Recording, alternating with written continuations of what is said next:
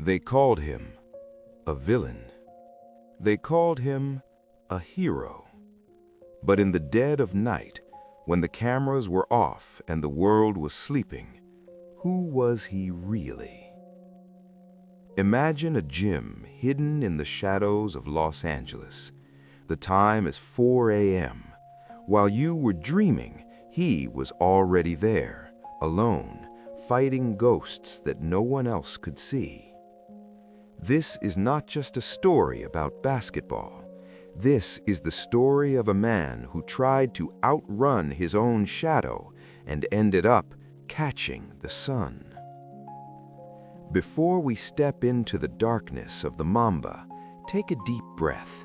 If you find peace in these stories, please subscribe to our channel, like this video, and share it with a fellow dreamer. It helps us keep the lights on in the dark. Now, close your eyes. The game is about to begin. 4 a.m.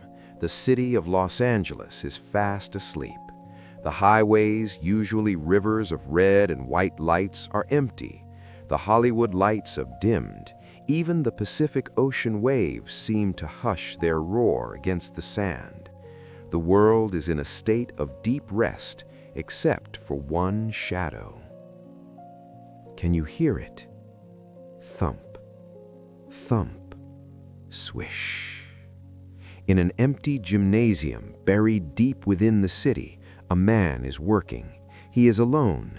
The only light comes from the single row of lamps above the court, casting long purple shadows on the floor. The smell of floor wax and old leather fills the air. It is a scent of dedication. He isn't running from something. He is chasing something, something that doesn't exist yet. They called him a genius. They called him difficult. But eventually, the world would come to know him simply as the Black Mamba. But tonight, he is just a man finding peace in the rhythm of the game. Close your eyes, let go of your day, and let us walk into the quiet gym and sit on the bench to watch greatness being forged in the dark.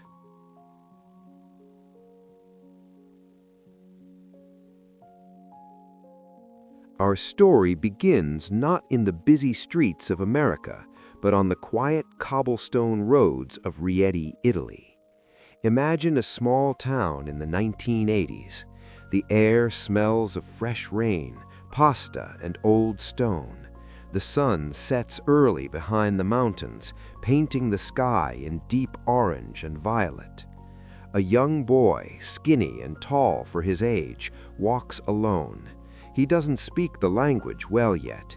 He feels like an outsider, a ghost in a strange land. While other children play soccer in the piazza, shouting in Italian, this boy is holding a basketball. It is his only friend, his translator. He watches his father, a professional player, with eyes like a hawk. He studies every move, every step, every breath. In these quiet Italian afternoons, the boy learned something important: imagination. The rims were crooked, the ground was uneven, but in his mind, he was playing in the NBA Finals. Without a crowd to cheer for him, he had to build the crowd in his mind. He played against his shadow. He drove left, the shadow blocked him. He drove right, the shadow stole the ball. He had to be perfect to beat the shadow, and the shadow never lost. This was the birth of the focus. The seed of the Mamba was planted in the silence of the old world.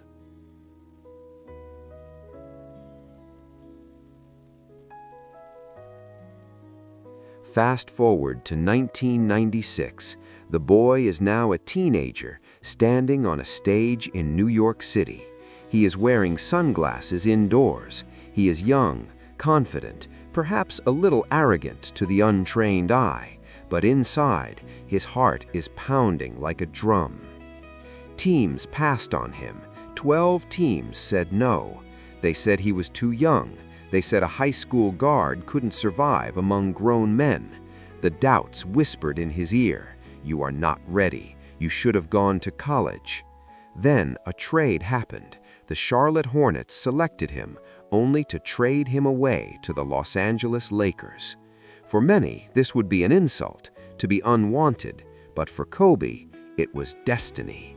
He packed his bags, he looked at the Hollywood sign. He didn't see parties or fame, he saw a mountain to climb. He promised himself that the 12 teams that passed on him would regret it for the rest of their existence.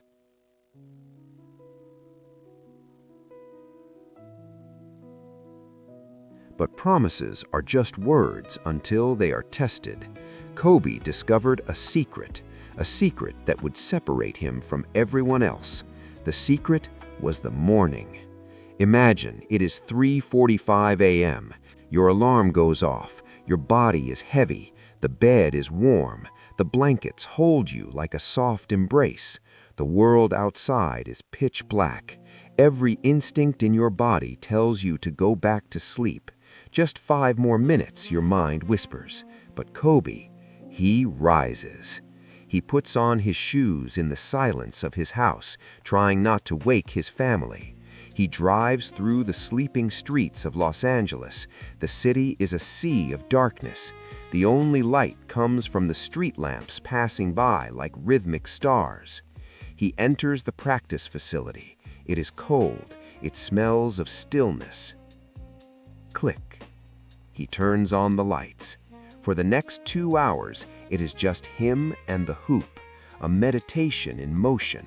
While his opponents are dreaming of winning, he is awake, ensuring they will lose. He found peace in the repetition. 1 shot, 2 shots, 500 shots, 1,000 makes. By the time the sun decided to rise, painting the sky in pink and gold, Kobe had already won the day. He once said, "Rest at the end, not in the middle." And for him, the middle was a long, dark tunnel.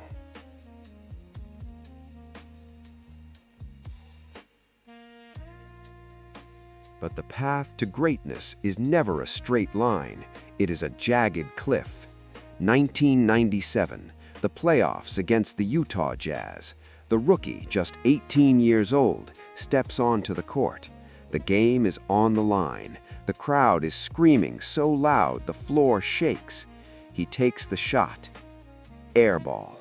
He takes another. Air ball. 4 times. 4 failures. The ball didn't even touch the rim. The buzzer sounds. The season is over. The crowd laughs. The critics sharpen their knives. He's a bust, they said. Most men would have crumbled. Most men would have hidden in the dark. But Kobe, he went home. He didn't sleep. He went straight to a high school gym near his house in Pacific Palisades. He unlocked the door. He turned on the lights, and he shot until the sun came up. He shot until his arms felt like lead. He shot until his fingers bled. He took the humiliation and turned it into fuel. He burned the memory of the air balls into his mind, swearing that he would never feel that way again. That night, the boy died, and the killer was born.